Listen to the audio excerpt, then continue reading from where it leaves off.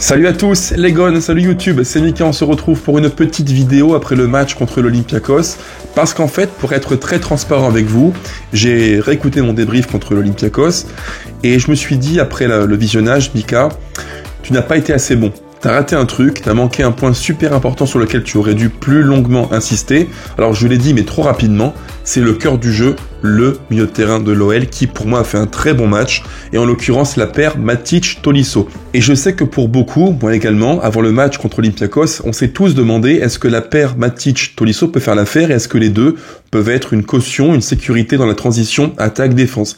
Et il se trouve que après le match, on a tous fait un constat qui était relativement unanime, les deux ont fait un vrai bon match. Et certains ont dit, là encore avant le match, pour le coup moi non, que le 4-2-3-1 serait un dispositif trop déséquilibré, et qu'en plus avec Cherki numéro 10, c'est quasiment kamikaze. C'est un commentaire que j'ai beaucoup lu sur les différents réseaux, comme Twitter ou aussi YouTube. Certains ont écrit, on dit, attention, 4-2-3-1 égale déséquilibre, on va à la catastrophe. Et pour autant, après le match, le constat était unanime, on a vu un très bon match dans le cœur du jeu pour l'OL. Et ça, il fallait impérativement en faire une vidéo parce que pour moi, en revoyant le match à froid, j'en parlerai aussi après, il y a plein de raisons tactiques qui font qu'on a très bien géré l'aspect défensif, l'équilibre d'équipe entre attaque-défense, et ça méritait une vidéo pour en parler avec vous. Mais avant de commencer, petite musique habituelle, vous la connaissez maintenant, si vous aimez le contenu, pensez à liker, commenter, partager, activer la cloche, et 5e point, si vraiment vous kiffez ce que je fais, ce qui peut arriver parfois, pensez à vous abonner. Merci beaucoup les gones, cap sur les 4000 abonnés, on y est presque. Alors en effet, comme je vous l'ai dit, j'ai revu le match à froid, c'était quand? Ce matin, vers 10h, parce que je me suis dit après le débrief d'hier, Mika, t'as oublié un truc. Je n'ai pas assez insisté sur le match de Matic-Tolisso, qui pour moi ont été vraiment d'un très très bon niveau. Donc j'ai revu le match, pour être sûr de ne pas me tromper, de ne pas faire d'erreur. Et en l'occurrence, mon second visionnage a confirmé ce que je pensais. On a vu un très bon match de la paire Matic-Tolisso. Les deux ont soulevé beaucoup d'inquiétudes, beaucoup de questions avant le coup d'envoi. Ce n'était pas illégitime parce que oui, les questions sur un double pivot Matic-Tolisso, elles existent, en termes de mouvement, de déplacement, d'intensité, de duel physique. Ce n'était pas illogique de se dire est-ce que les deux, oui ou non, peuvent jouer ensemble. Mais néanmoins, plus le match se déroulait, et plus on s'est dit tous collectivement, on a vraiment affaire à un bon milieu de terrain, un bon duo qui tient la route. Et tactiquement, quand j'ai revu le match, j'ai eu comme une éclaircie. Et là, il y a 2-3 points tactiques vraiment intéressants qui me sont apparus assez clairement et que je voulais impérativement vous partager. Alors, en dessous de moi, maintenant, vous connaissez le principe, le menu de la vidéo en 3 points. Premier point, le juste milieu. On verra que les deux, Matic-Tolisso, ont fait un match en tout point remarquable. Qualité technique, force sous pression, projection, bref, un vrai bon match des deux dans le cœur du jeu. Deuxième point du menu, le marquage préventif. On en parle très peu, mais c'est un point qui est très important parce qu'il faut gérer ce que l'on doit faire après si on perd le ballon. Point super important qu'a très bien géré, notamment Clinton Mata. Et enfin, troisième thème du menu, le rôle très important de Ryan Cherki. On sait que le staff et le coach ont beaucoup insisté sur le rôle de Cherki, et là, en l'occurrence, il a fait un match plein, et il s'est montré, sur le plan tactique, très très discipliné. Donc, point très positif, on en parlera là aussi, juste après. La paire Matic-Tolisso a fait un très bon match sur le plan individuel. Les deux ont été très très bons. Sur le plan technique, très propre, très juste.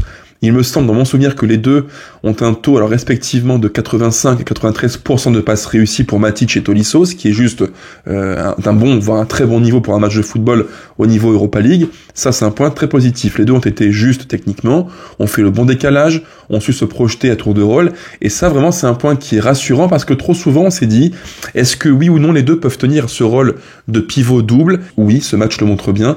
On a vu un match de leur part très très satisfaisant, avec de vraies qualités, comme je dis, tactique, technique, physique, mais également dans les duels défensifs. Là encore, j'en parlerai juste après. À l'écran, je vous mets leurs deux heatmaps, à gauche Tolisso, à droite Matic, et on voit clairement sur les deux heatmaps qu'en fait, quand l'un se projetait, l'autre venait temporiser, reculer pour gérer le trou dans son dos. C'est un point qui est super intéressant, plein d'intelligence tactique. En même temps, on a affaire à deux gars qui ont connu les grands clubs, les sélections, donc forcément ça joue. On n'a pas affaire à des débutants, à des petits CV, ce sont deux joueurs de top niveau, là encore il faut le dire et le redire. Et donc je reviens à leur heatmap, on voit clairement que quand l'un était plus haut sur le terrain, l'autre venait un petit peu temporiser, reculer.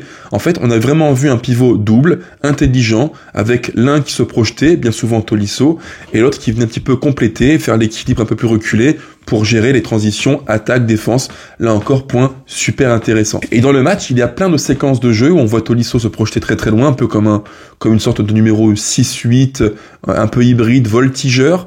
et dans son dos Matic plus reculé qui va venir colmater, temporiser, être le premier relanceur. Même si par séquence ça a beaucoup bougé, on a pu voir aussi parfois Tolisso plus reculé, plus bas, contribuant à créer le jeu plus reculé, et Matic plus haut, qui n'a pas hésité à se projeter vers l'avant.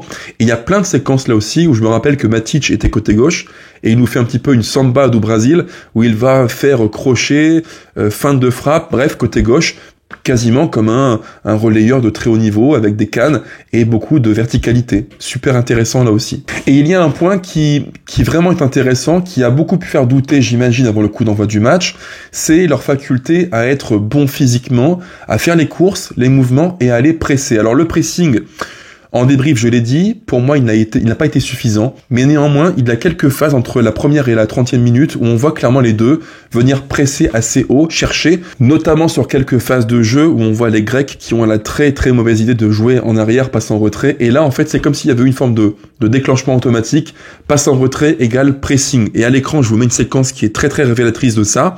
On a donc un Grec dans le cœur du jeu qui a la balle et qui joue en retrait vers un de ses centraux. Dès que la passe est réalisée, directement, on voit Tolisso, Matic, c'est le screen suivant, qui vont déclencher un pressing vers l'avant et faire monter d'un coup tout le bloc de l'OL. Là encore, point super intéressant. Alors, on l'a pas assez fait, c'est vrai, mais par séquence, on l'a vu clairement, ce pressing de qualité, permettant au bloc de remonter et venir harceler relativement haut les Grecs de l'Olympiakos. Ça a duré, je dirais, une bonne demi-heure. Après, il y a eu un petit creux physique qui a duré un gros quart d'heure. Donc, si je résume, la paire Matic-Tolisso a rassuré sur plein de points qui étaient un peu problématiques, qui questionnaient beaucoup, qui interrogeaient beaucoup, parmi lesquels le volume physique, les courses, l'intensité et les duels physiques.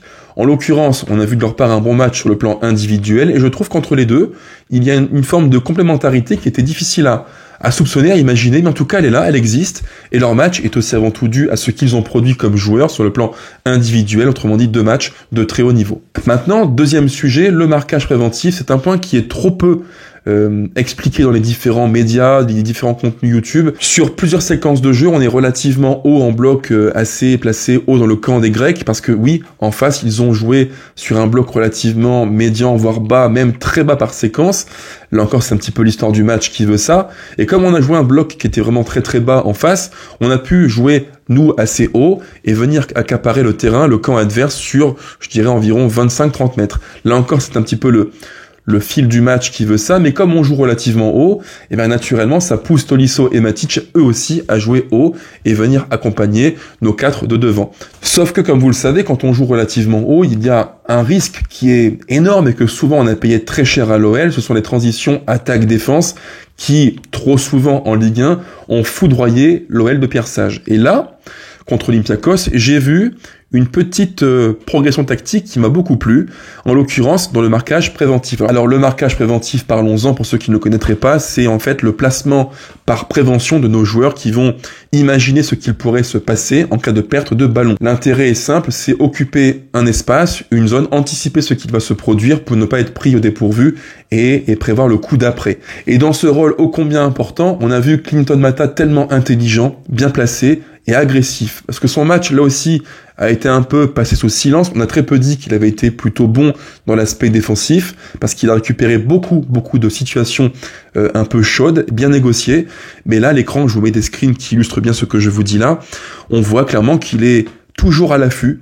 En cas de perte de balle, on est assez haut dans le camp des Grecs, et il est là en train de suivre son homologue très très haut, et il anticipe déjà le coup d'après pour venir, en cas de transition attaque-défense, contrer, stopper le ballon qui pourrait provoquer une occasion de but pour les Grecs. Et ce type de phase de jeu-là, on l'a vu, je dirais, peut-être 4, 5, 6 fois, et à chaque fois, Mata a super bien géré le coup parce qu'il était vraiment haut, il anticipait bien ce qui allait se produire en cas de perte de ballon, et ça a été pour nous un plus qui a largement aussi, il faut le dire, contribué à aider Tolisso et Matic dans l'aspect défensif. Parce que quand on a un central qui vient très très haut, qui accompagne, qui presse et qui vient être dans la prévention sur le marquage, ça aide pour anticiper une perte de ballon et forcément ça encourage à plus se projeter et contribuer au jeu. Et d'ailleurs, si on prend la hitmap de Clinton Mata, elle est relativement claire et sans équivoque, je dirais. On voit clairement qu'en tant que central d'un 4-2-3-1, il a joué relativement haut et il y a une zone de chaleur, alors on la voit un petit peu à droite, en haut à droite, on voit qu'il était relativement haut pour accompagner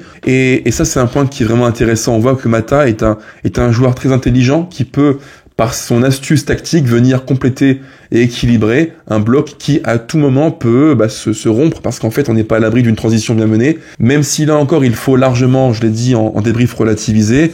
Olympiakos c'est un bloc équipe très compact en 3-5-2, mais très peu de verticalité, et je rappelle qu'il leur manquait un pion important, en l'occurrence un joueur qu'on connaît bien en Ligue 1 qui est Gelson Martins, l'ancien monégasque, qui est un joueur très rapide et qui va très vite vers l'avant. Là dans leur 3-5-2 très très compact, bloc bas, ils avaient très très peu de solutions en attaque directe en transition rapide, ce qui fait que c'était beaucoup plus facile pour nous de défendre et être bon dans le marquage préventif. Troisième point de la vidéo, troisième point tactique qui m'a vraiment interpellé et beaucoup intéressé, c'est le rôle très important, central de Rayan Cherki. Le coach l'avait dit avant le match, et d'ailleurs aux commentaires de Canal+, ils ont beaucoup insisté là-dessus. Le staff a beaucoup insisté sur le rôle tactique de Cherki, notamment à la perte de balle, et donc le comportement sans ballon. Et pas manqué, quand j'ai revu le match à froid, je me suis fait le constat suivant. En effet, il a souvent été très utile pour soit conserver les ballons, soit venir aider dans le replacement Matic et Tolisso. Alors c'est pas non plus un rôle qui lui convient parfaitement bien, on n'a pas affaire à un joueur qui a un coffre physique non plus démentiel, on n'est pas sur un Odegaard par exemple, c'est vrai, c'est pas un profil de 8 créatif, c'est presque un 9,5-10 Rayan Cherki, mais en l'occurrence il l'a fait avec beaucoup de discipline tactique, il a été rigoureux, et il y a plein de séquences de jeu, on le voit venir s'insérer dans le cœur du jeu, et l'OL passe d'un 4-2-3-1, donc pointe haute dans le cœur du jeu, à un 4-3-3 avec un numéro 6 qui est Matic, et quasiment deux numéros 8, je vous le mets à l'écran, avec Tolisso axe gauche, et Cherki axe droit. C'est un point qui est intéressant, et qui, sur quelques aspects, évidemment toute comparaison, toute raison gardée, c'est sûr, me rappelle un petit peu l'équipe de France de Deschamps avec ce numéro 8, faux 9, faux 10 qui était Griezmann, qui venait en phase offensive contribuer au jeu de l'équipe et qui en phase de repli devenait un numéro 8, un relayeur qui venait aider Tchouaméni plus N'Golo Kanté. C'est un point qui est vraiment intéressant et qui montre que tactiquement, oui, le 4-2-3-1 a du sens parce qu'il peut être équilibré si Cherki occupe ce rôle de numéro 8-10, à la fois créatif, mais en même temps qui contribue au repli défensif. Ça peut être vraiment un système de jeu équilibré et franchement intéressant. Et sur plein de séquences de jeu, là encore je vous mets à l'écran quelques screens que j'ai repérés durant le match, il se montre disponible et il propose à l'équipe une solution de repli pour sortir les ballons. C'est un point qui est très important, il a été très très disponible dans le mouvement, dans les appels, dans les propositions balle au pied, et sans ballon également, et là à l'écran on le voit bien, quand on est en bloc très bas et qu'on veut sortir les ballons proprement, il vient, il décroche, il contribue au jeu, il est presque un relayeur un peu hybride, entre le 8 et le 10, il est entre les deux je dirais, il vient, il prend le ballon, et comme techniquement il est très très à l'aise, très fort et au-dessus de la mêlée, c'est pas dur pour lui. Bonne prise de balle, bon contrôle orienté, il s'extirpe du marquage du grec, il sort de la pression de l'équipe grecque, et là tout de suite on a un circuit de passe qui se dessine vers l'avant, en l'occurrence il touche très très vite Malik Fofana. Alors cependant attention parce que il y a quelques phases de jeu, et c'est là où on voit que l'équilibre du 4-2-3-1 il est quand même relativement précaire, et il tient aussi et avant tout au comportement sans ballon de nos joueurs qui vont venir faire les replis, qui vont contribuer à la récupération défensive. Et ça encore, c'est un point tactique qu'il faut vraiment analyser. Quand on fait moins bien le pressing, quand on est moins agressif, quand on laisse plus jouer les Grecs, on n'est pas à l'abri de prendre une transition rapide. Et il y a eu quelques séquences de jeu, là encore je les mets à l'écran, il est un petit peu en retard, il fait le repli, c'est vrai, mais pas avec autant d'agressivité qu'il devrait le mettre dans son repli. Et là, la conséquence naturelle et logique étant moins agressif, c'est que le porteur de balle grec a beaucoup plus de temps pour trouver dans l'espace ou Yaremchuk ou El Kaabi. Malheureusement, c'est l'un des points négatifs du match. Je l'ai dit en débrief, le manque d'agressivité qui fait que par séquence, on a un peu trop subi et on a un petit peu trop laissé de temps aux joueurs adverses pour trouver les bonnes passes dans les bons espaces. Et ce n'est clairement pas un problème uniquement lié à Cherki. Il y a plein de séquences de jeu là encore où j'ai vu Nuama, Fofana être beaucoup trop lent pour venir presser, harceler le porteur de balle côté grec. Et même pire que ça, il y a une séquence de jeu durant laquelle Fofana va déclencher un pressing tout seul, et comme il le fait tout seul et pas en bloc équipe, dans son dos il y a un espace qui se crée pour Rodinei, le Brésilien piston droit d'Olympiakos, qui trouve dans l'espace. Il me semble que c'était Yaremchuk qui prend le bon espace et fait une vraie différence pour centrer en retrait, et parade de Lucas Perry. Donc en fait, si je résume, l'équilibre du 4-2-3-1, il est possible, il existe. La paire Matic-Tolisso, elle est viable, évidemment qu'elle est viable. Deux bons joueurs de foot peuvent jouer ensemble, il n'y a pas de souci à ce niveau-là. Même si je pense qu'il manque toujours pour l'OL un numéro 6 plus dur, plus rigoureux, plus fort dans le duel physique en 1 contre 1. Ça, c'est un point qui est aussi important. Mais surtout, il faut dire que l'équilibre du 4-2-3-1 tient avant tout au comportement défensif du 11 global de l'équipe. Si chacun fait les efforts pour le sens collectif défensif de l'équipe, à mon avis, l'équilibre, il est quasiment assuré. Mais il faut le faire du début à la fin du match. Et pour moi, l'une des contraintes problématiques que l'on a, c'est qu'on n'a peut-être pas une équipe qui peut, durant tout le match, assurer un pressing de qualité. Un contre-pressing, ça me paraît encore plus difficile. Mais surtout, être fort constamment dans les duels physiques en 1 contre 1, notamment quand le bloc équipe de l'OL recule est plus bas et qu'on subit un peu plus dans les temps chauds de l'adversaire. C'est pour moi le point le plus difficile à gérer. On l'a vu contre l'Olympiakos, il y a quelques phases de jeu où on subit davantage. Quand on a un petit creux physique durant le match, on recule. Et quand on recule, malheureusement, on a un petit peu tendance à tous reculer naturellement. Et on a plein de joueurs qui ne défendent pas en avançant et qui défendent en reculant. C'est le cas de Matic, mais c'est aussi le cas de Douillet Tchaleta-Tsar. Le 4-2-3-1, si je résume, il est vraiment viable. Il est positif, il est modulable en 3-4-3, 3-5-2, 4-4-2 à plat, mais néanmoins, s'il est viable, ce sera une condition simple et évidente, c'est que tout le monde fasse ses efforts collectifs pour être discipliné, rigoureux, et que chacun accepte de jouer une partition avec ballon et sans ballon.